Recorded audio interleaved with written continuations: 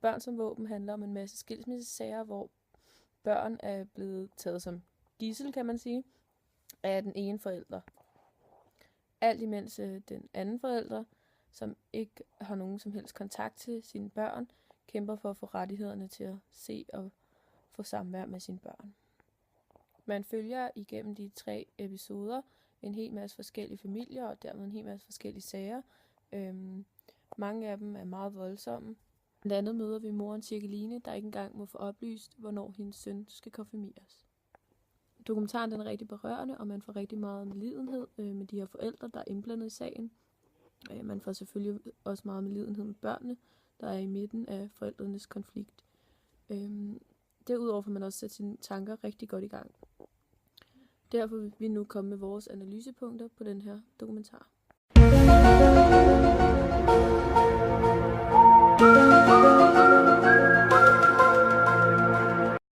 Centrummet i dokumentaren, det er konflikten mellem forældrene, og det kan man se blandt andet, fordi man følger igennem hele dokumentaren flere familier og deres konflikter, og dermed kommer man rigtig, rigtig tæt ind på, hvad konflikterne handler om, men man kommer ikke ind og lærer selve familien at kende.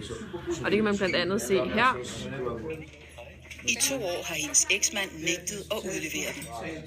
Han påstår, at Cirkeline er psykisk syg, og at hun vil tage sine børn med sig i døden.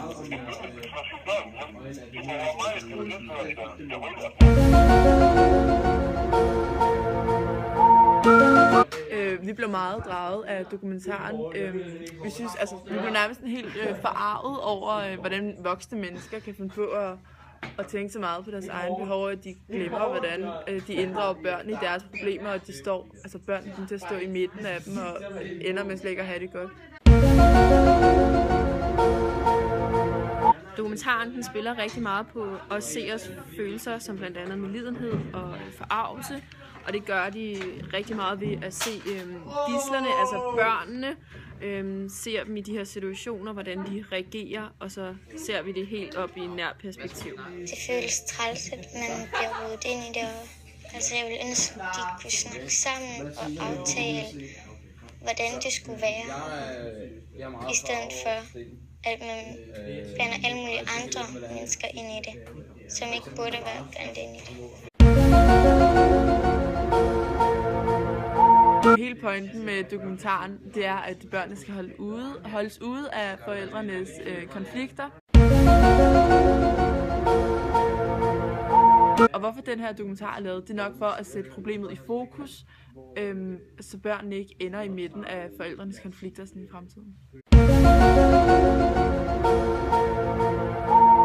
Den her dokumentar den er meget troværdig, og det har vi vurderet ud fra, at den bliver vist på en normalt meget troværdig kanal, som er TV2.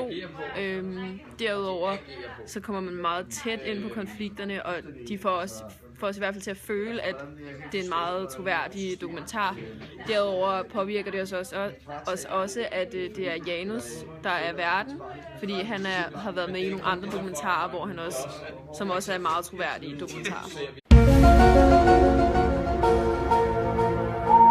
Den direkte afsender af dokumentaren, det er TV2, og de kilder, der bliver brugt, det er eksperter, og det er erfaringspersoner. Og erfaringspersoner, det er de personer, der er indblandet i historien, det der foregår. I den her dokumentar der har vi fået rigtig meget viden og mere indblik i det her problem, og hvor stort det er i Danmark.